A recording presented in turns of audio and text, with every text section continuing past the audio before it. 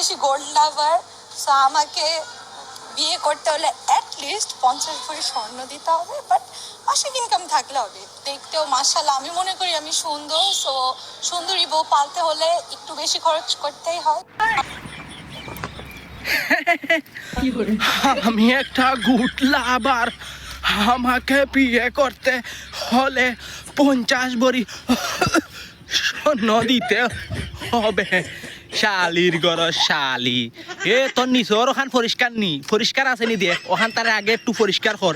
Belt কিনার টেকা যদি না থাকে তা আমরা রে কইস, আমরা দিম না কিছু, কারণ আমার কাছে টাকা পয়সার অভাব নাই। সুদা উড়ি উড়ি গাইতে করে তাইন বলে অর্থ লাভার, তাইন বলে সুন্দরী।